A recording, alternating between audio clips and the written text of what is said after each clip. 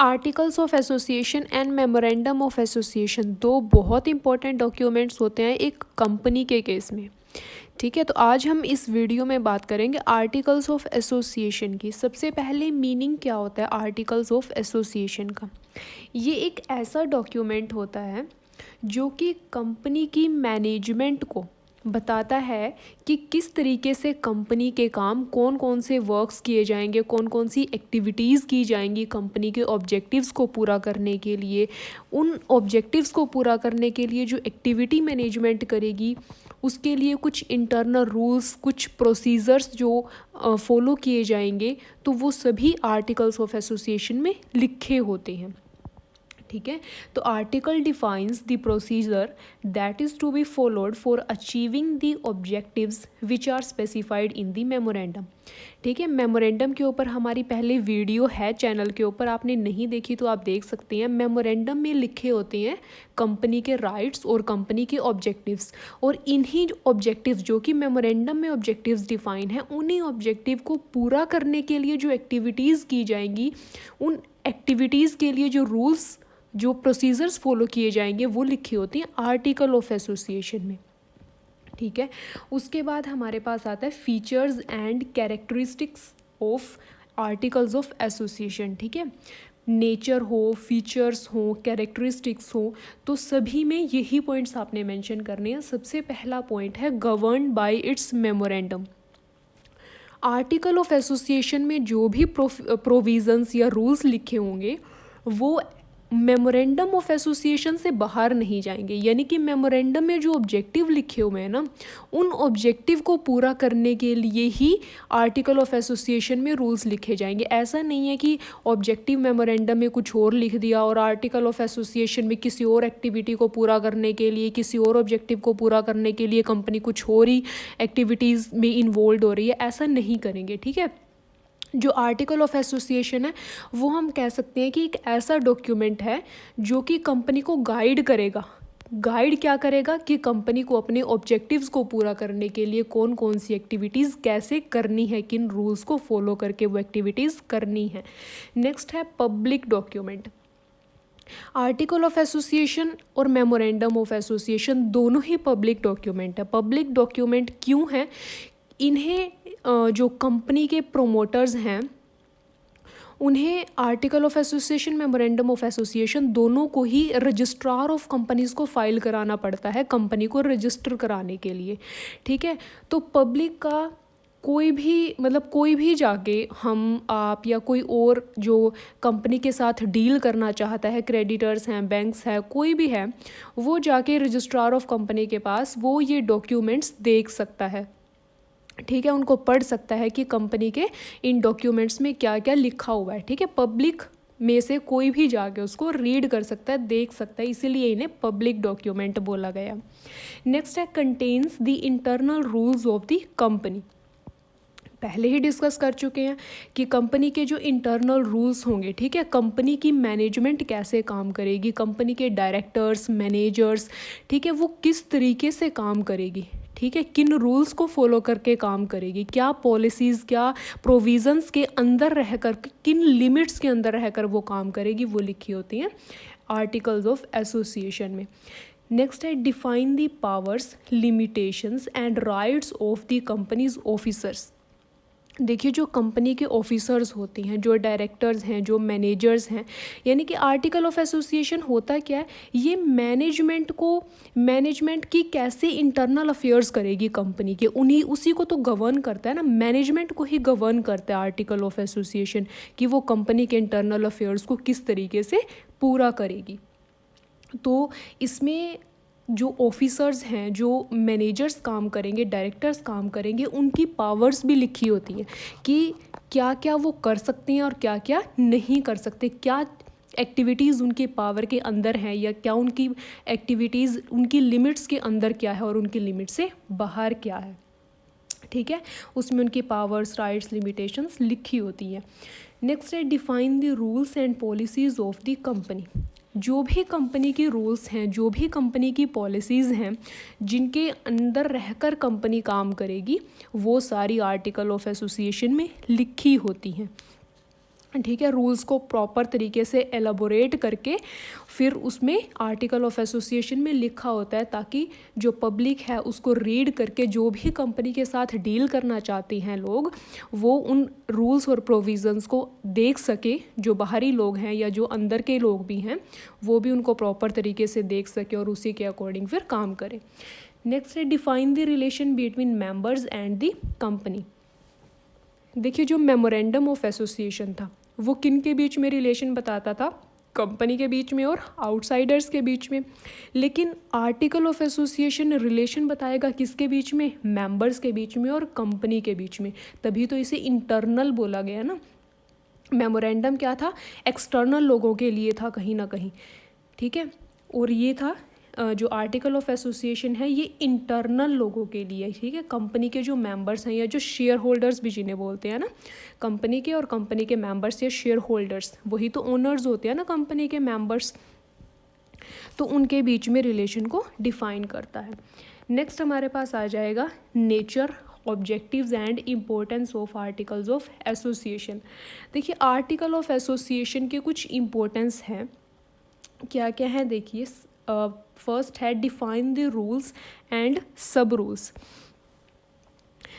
Company की जो day to day functions हैं, कंपनी के जो डे टू डे काम करती है कंपनी के जो मैनेजर्स डायरेक्टर्स हैं, डे टू डे उनको किन एक्टिविटीज़ में इन्वॉल्व रहना है और उन एक्टिविटीज़ को किन रूल्स और सब रूल्स को फॉलो करके वो एक्टिविटीज़ करेंगे।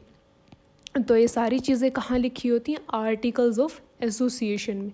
अगर मान लीजिए कोई मैनेजर है, डायरेक्टर है, उनको नहीं समझ आ रहा कि क्या एक्टिविटी हमें करनी चाहिए, क्या नहीं करनी चाहिए, तो किन रूल्स को फॉलो करना चाहिए, तो वो आर्टिकल ऑफ एसोसिएशन में इस चीज़ को देख सकते हैं। नेक्स्ट है establish the relation between the company and its share holders.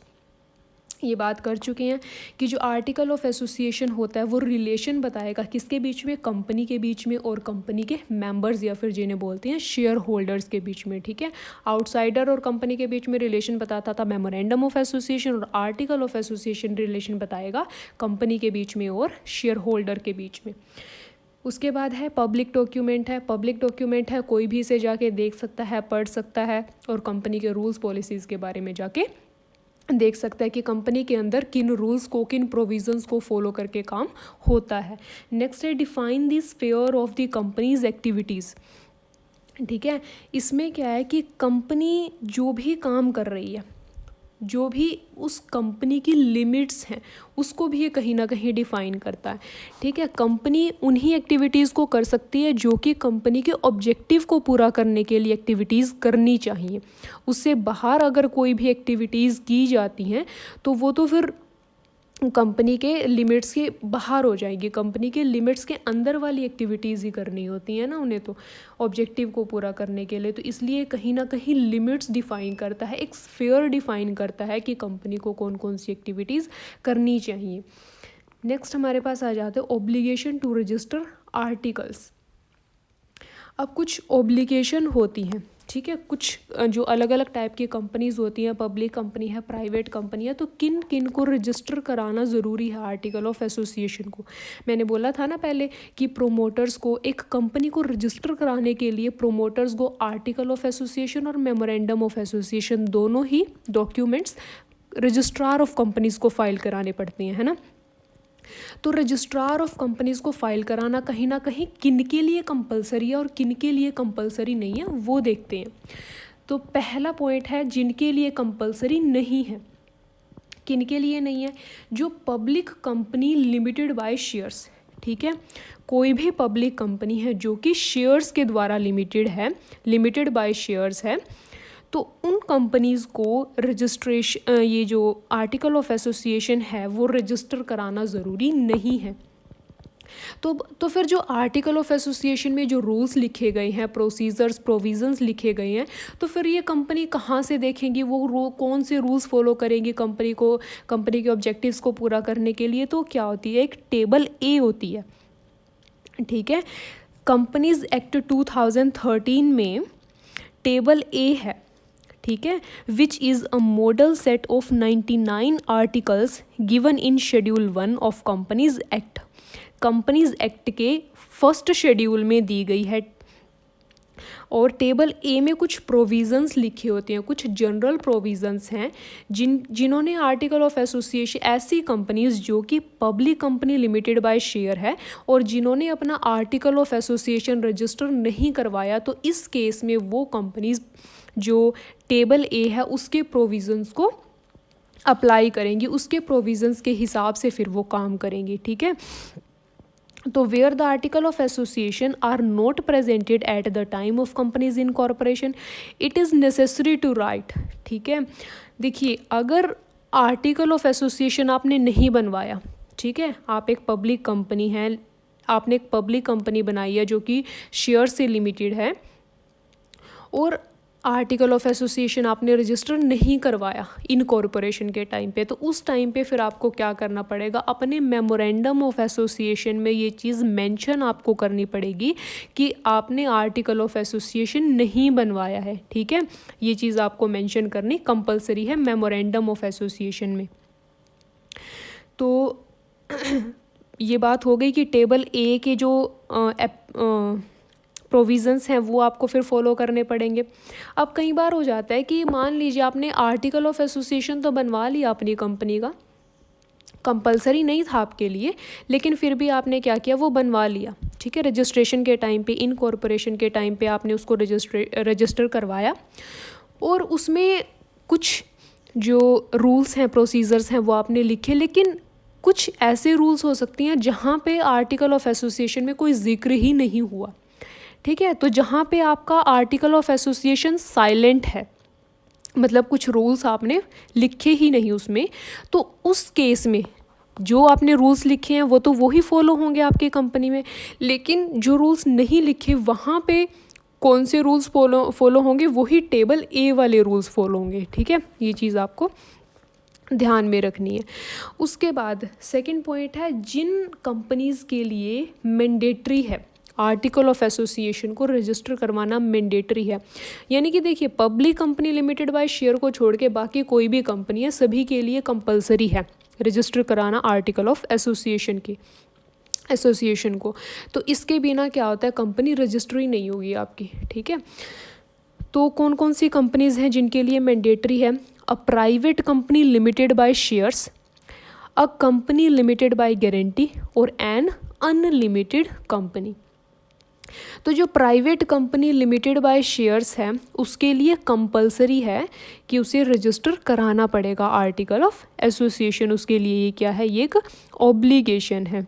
तो private company limited by share की कुछ फीचर्स क्या होती हैं, जो कि सेक्शन 2 सबसेक्शन 68 में भी डिफाइन है। ऐसी कंपनीज एक्ट 2013 के, ऐसी कंपनीज़ के जो शेयर्स हैं वो आप ट्रांसफ़र नहीं कर सकते। ठीक है, जो शेयर होल्डर्स हैं ना, वो शेयर्स को ट्रांसफ़र नहीं कर सकते, उनके ऊपर रेस्ट्रिक्शंस होती है। दूसरी उनकी फ़ीचर होती है कि इनके जो नंबर ऑफ़ मेंबर्स हैं वो कितने होते हैं, मैक्सिमम 200 हो सकते हैं, उससे ज़्यादा नहीं हो सकते। और इन 200 में कौन कौन इंक्लूड नहीं होते हैं, जो एम्प्लॉयज़ रहे हैं कंपनी के, यानी कि जो अभी भी कंपनी के मेंबर्स भी हैं और कंपनी के एम्प्लॉयज़ भी हैं, या फिर पहले कभी वो मेंबर्स भी थे और एम्प्लॉयज़ भी थे। ठीक है, या तो करंट में एम्प्लॉयज़ हैं और या तो पास्ट में कभी वो कंपनी के एम्प्लॉय रहे हैं और वो मेंबर हैं कंपनी के, तो उनको जो 200 की मैक्सिमम लिमिट है इसमें जो है काउंट नहीं किया जाएगा। Third, in private companies limited by share की जो फीचर है, वो थर्ड फीचर क्या है, ये पब्लिक को इनवाइट नहीं कर सकते शेयर्स सब्सक्राइब करने के लिए। इन्हें प्राइवेटली ही अपने कुछ लिंक्स को यूज़ करके अपने शेयर्स को जो है शेयर होल्डर्स को देना पड़ता है, लेकिन पब्लिक को नहीं ये कर सकते इनवाइट। ठीक है, तो ये कुछ फीचर्स होती हैं private company limited by shares की, और इन्हें अपनी कंपनी का आर्टिकल ऑफ एसोसिएशन बनवा के रजिस्टर करवाना ऑब्लिगेटरी है, मैंडेटरी है इनके लिए।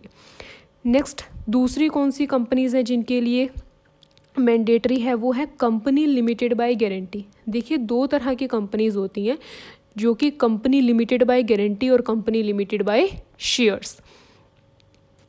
तो जो कंपनी लिमिटेड बाय गारंटी क्या होती है, कुछ मेंबर्स होते हैं जो स्टार्टिंग में जो मेंबर्स होते हैं ना कंपनी के, जब कंपनी बन रही है तो वहाँ पे मेंबर्स से कुछ गारंटी ली जाती है कि eight the time of winding up of A company, जब कंपनी ख़त्म हो रही होगी, कंपनी बंद हो रही होगी, तो उस टाइम पे जो गारंटीड अमाउंट है वो मेंबर्स को देना पड़ेगा, ठीक है, जितनी उन्होंने गारंटी दे रखी है।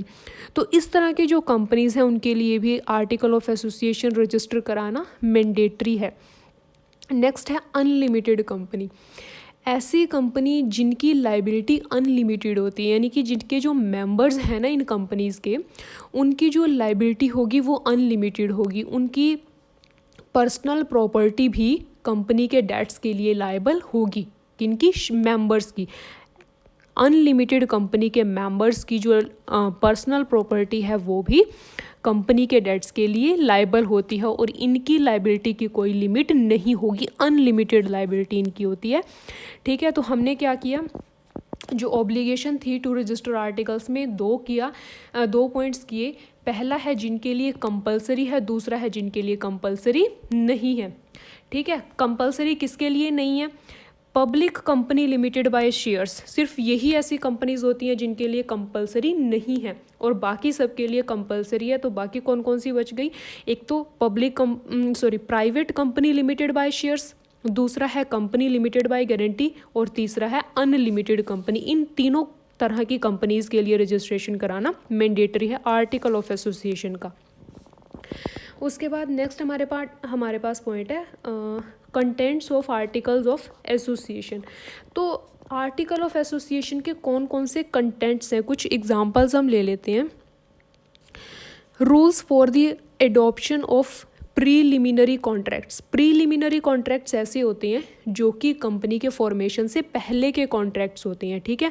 उनके लिए कौन से रूल्स एडॉप्ट किए जाएंगे, और है different classes of shares and rights of holders of the shares, ठीक है। अलग अलग जो डिफरेंट क्लासेस ऑफ शेयर्स होते हैं, जैसे इक्विटी शेयर्स होते हैं, प्रेफरेंस शेयर्स होते हैं, इक्विटी शेयर्स को ऑर्डिनरी शेयर्स भी बोलते हैं। तो इनके राइट्स क्या होंगे, इन शेयर होल्डर्स के, यानी कि इक्विटी शेयर होल्डर्स के और प्रेफरेंस शेयर होल्डर्स के क्या क्या राइट्स होंगे। नेक्स्ट है issue of share capital and its allotment, ठीक है। नेक्स्ट है मिनिमम सब्सक्रिप्शन अलाउड। नेक्स्ट है procedure for issuing share certificates and share warrants. Next है forfeiture of shares and their reissue. Next है reorganisation and consolidation of share capital. Next है time lag in between calls on shares. Next है payment of commission on shares and debentures, lien on shares है, conversion of shares into stocks है। तो इस तरीके के कुछ, या फिर आप डायरेक्टर्स की appointments, powers, duties, qualifications, remuneration, इसी तरीके से ऑडिटर्स की जो अपॉइंटमेंट्स, पावर्स, ड्यूटीज़, रेम्यूनरेशन है। तो इस तरीके की चीज़ें जो हैं वो आर्टिकल्स ऑफ एसोसिएशन में इनके रिगार्डिंग कुछ रूल्स लिखे जाते हैं। एक बार आप इनको गो थ्रू कर लीजिएगा। नेक्स्ट है alteration of articles of association, यानी कि जो आर्टिकल ऑफ एसोसिएशन एक बार आपने बनवा लिया, जब आप कंपनी को रजिस्टर करवा रहे हैं उस टाइम पे आपने आर्टिकल ऑफ एसोसिएशन मान लीजिए बनवा लिया, ठीक है, उसको आपने रजिस्टर भी करवा दिया रजिस्ट्रार ऑफ कंपनीज़ के पास।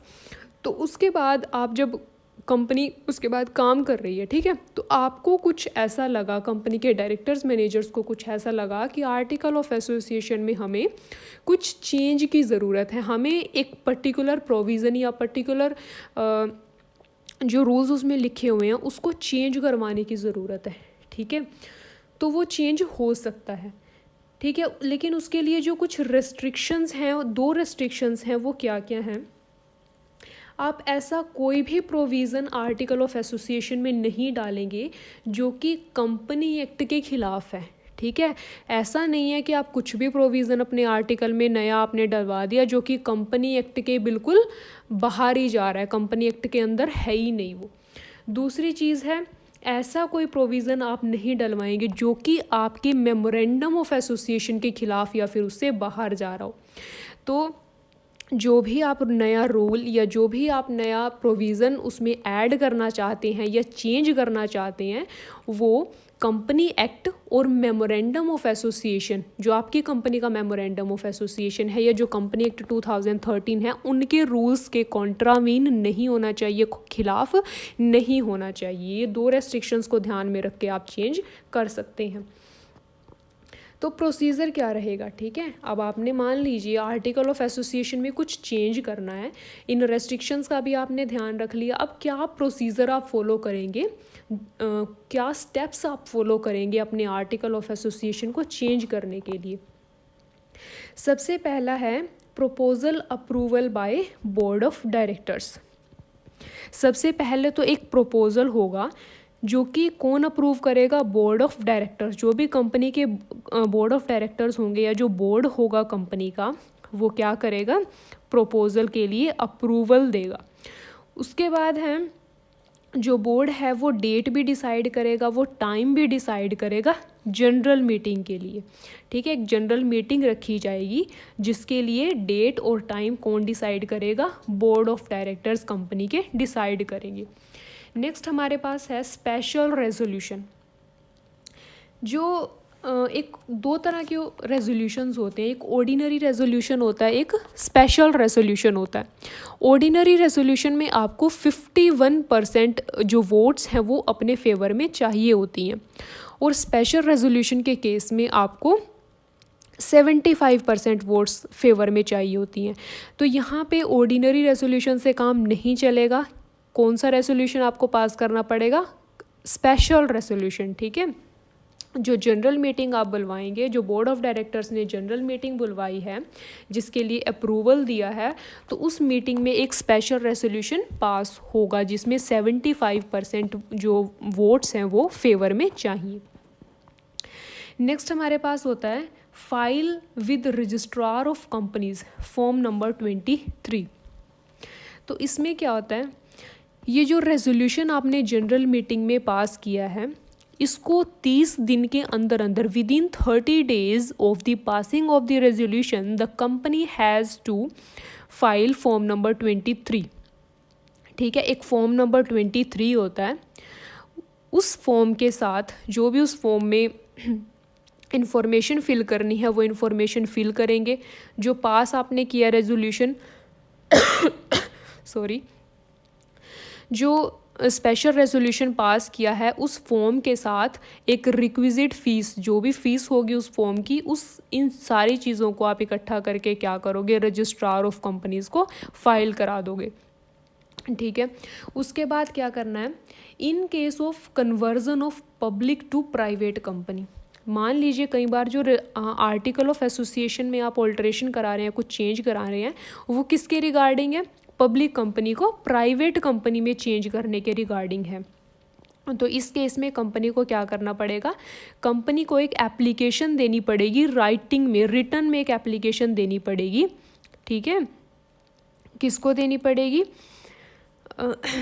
इन form number 1B to the regional director, ठीक है। 3 महीने के अंदर अंदर जब आप चेंज कर रहे हैं, कन्वर्ट कर रहे हैं कंपनी को, पब्लिक को प्राइवेट में कन्वर्ट कर रहे हैं, तो फॉर्म नंबर 1B में एप्लीकेशन आपने लिखनी है एक, किसको दोगे, रीजनल डायरेक्टर को, ठीक है। जो भी आपके उस एरिया का जो डायरेक्टर होगा उसको आपने 3 महीने के अंदर अंदर वो आपने एप्लीकेशन देनी है।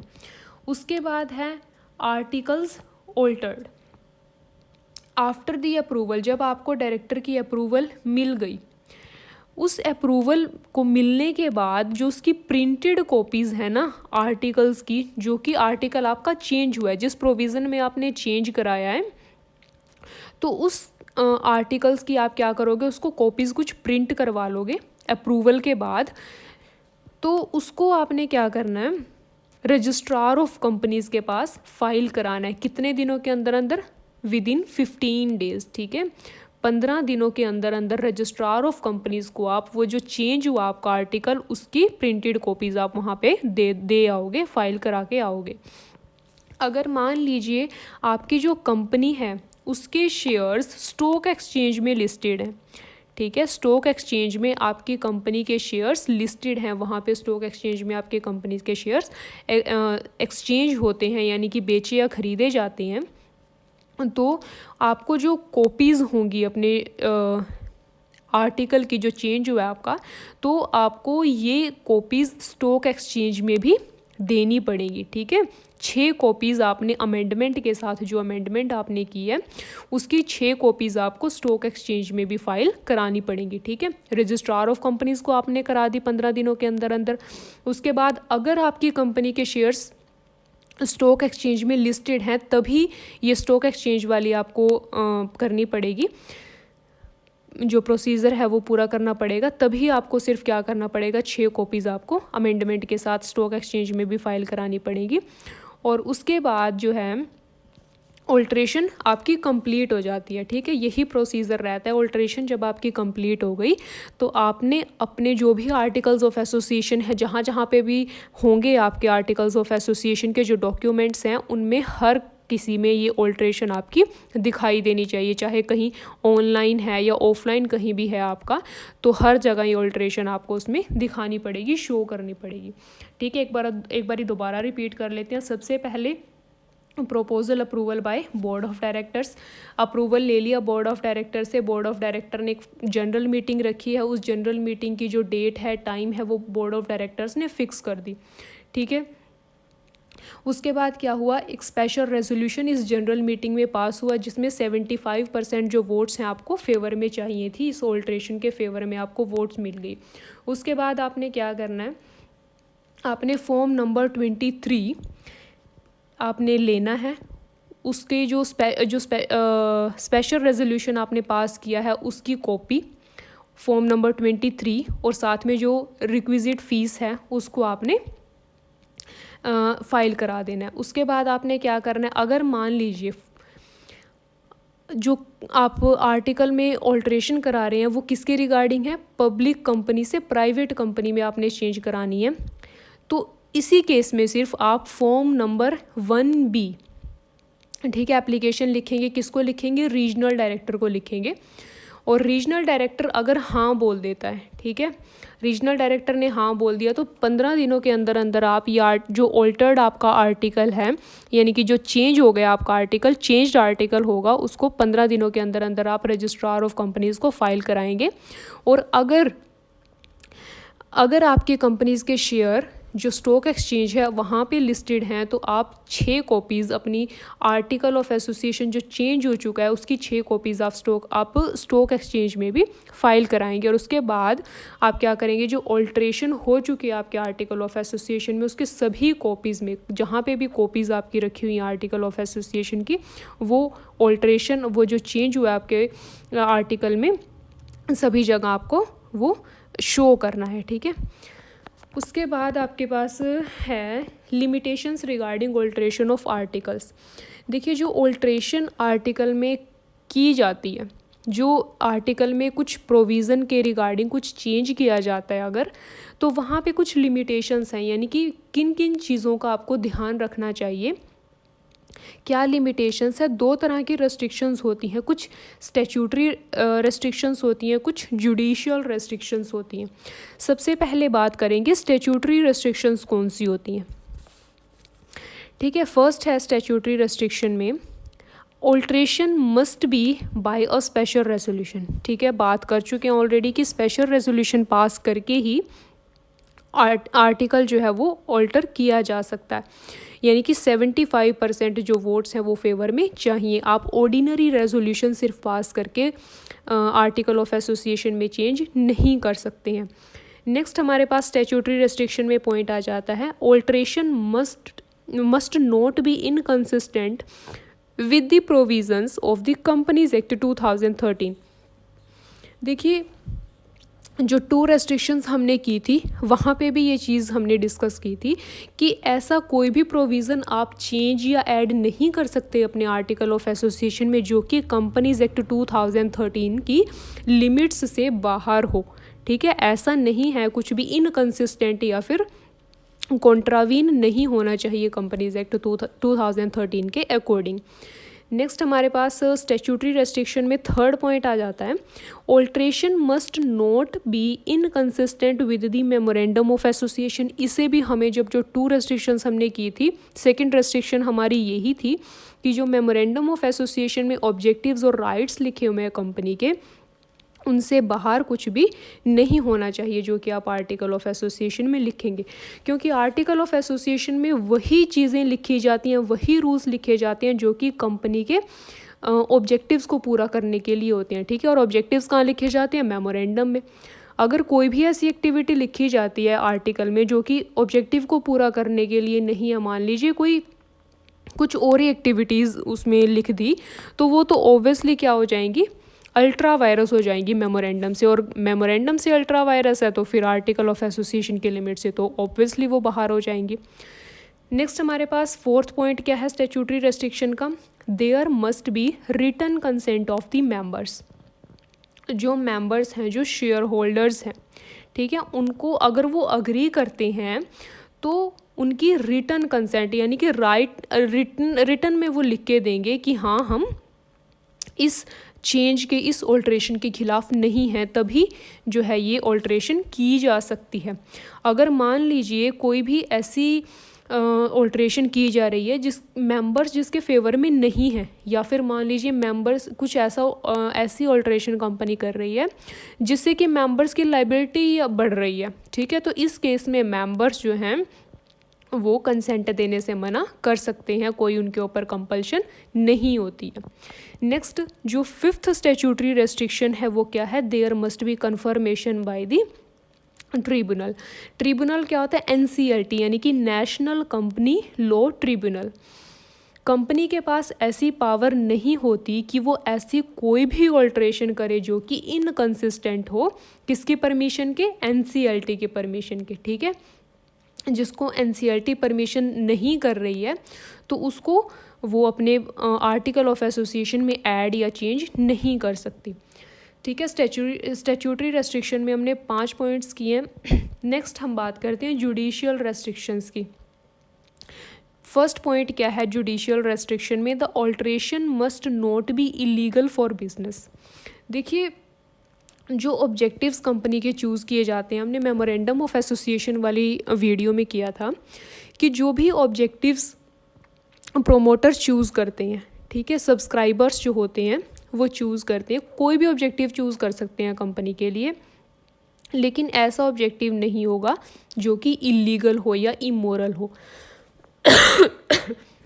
सॉरी, ऐसा कोई भी नहीं कर सकते जो कि इलीगल हो। तो ऑल्ट्रेशन भी ऐसी थोड़ी ना हम कर सकते हैं कोई भी आर्टिकल ऑफ एसोसिएशन में जो कि इलीगल हो बिज़नेस के लिए, ठीक है। जो भी बिज़नेस काम करेगा वो लीगल तरीके से ही करेगा। इलीगल तो कोई भी काम होगा वो आपको वहाँ से फिर जो रजिस्ट्रार ऑफ कंपनीज़ है या जो NCLT है या जो कंपनीज़ एक्ट है वो आपको उस चीज़ की परमिशन ही नहीं देंगे, है ना। नेक्स्ट हमारे पास आ जाता है the alteration must be in good faith and for the companies benefit.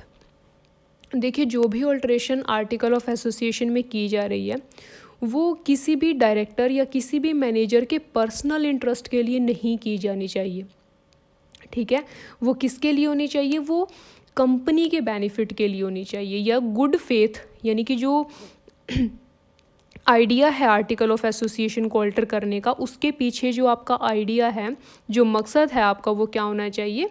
Company को बेनिफिट हो इस चीज़ से, ठीक है। कंपनी के कहीं ना कहीं जो शेयर होल्डर जिनका पैसा कंपनी में लगाया जा रहा है उनको किसी तरीके की कोई ऐसा नहीं है कि हम उनको कोई धोखा दे रहे हैं या कुछ ऐसा नहीं होने चाहिए, ठीक है। प्रॉपर लीगल तरीके से बिजनेस करना है और कंपनी के बेनिफिट के लिए हमें काम करना है, तो ऑल्ट्रेशन भी कंपनी के बेनिफिट के लिए ही कर सकते हैं हम, ठीक है। उसके बाद है जुडिशियल रेस्ट्रिक्शन का थर्ड पॉइंट है the alteration must not deprive any person of his rights under a contract. किसी भी पर्सन को आप डरा के या धमका के ऐसा कोई कॉन्ट्रैक्ट नहीं कर सकते किसी के साथ, ठीक है। ऐसा नहीं है कि आप किसी को डरा के या धमका के कोई आप कॉन्ट्रैक्ट कर रहे हैं, ठीक है, या फिर किसी की आप कंसेंट ले रहे हैं किसी मेंबर की किसी को डरा के, तो ऐसा नहीं आप कर सकते हैं। उसके बाद नेक्स्ट हमारे पास पॉइंट आ जाता है the alteration should not be a fraud on the minority by the majority, ठीक है। तो जो माइनॉरिटीज़ होते हैं, ये कंपनी के जो माइनॉरिटी शेयर होल्डर्स होते हैं, ऐसा नहीं है कि माइनॉरिटी की आपकी वो संख्या में कम है, वो नंबर में कम है, तो जो मेजॉरिटी वाले होंगे वो क्या करेंगे, उनको डराएंगे, धमकाएंगे या उनके साथ कोई फ्रॉड करके वो क्या कर देंगे, उनको कंपनी से मान लीजिए बाहर कर देंगे या फिर उनकी लाइबिलिटी बढ़ा देंगे। तो ऐसा उनके साथ फ्रॉड वो नहीं कर सकती हैं, ठीक है। अगर कोई भी ऐसा ऑल्ट्रेशन वो आर्टिकल ऑफ एसोसिएशन में माइनॉरिटी को फ्रॉड करने के लिए ऐसा कोई भी ऑल्ट्रेशन करते हैं तो वो लीगल नहीं माना जाएगा, ठीक है। ऐसा आप नहीं कर सकते हैं क्योंकि जुडिशियल रेस्ट्रिक्शंस में इस पॉइंट को बोला गया है। नेक्स्ट है 5th पॉइंट, क्या है जुडिशियल रेस्ट्रिक्शन में, the alteration must not cause breach of contract with a third party.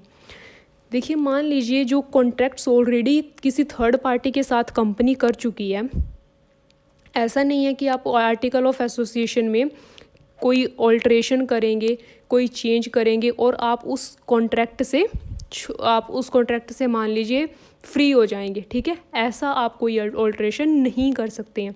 जो कॉन्ट्रैक्ट्स आपने किए हैं उसके लिए प्रॉपर आप लायबल रहेंगे।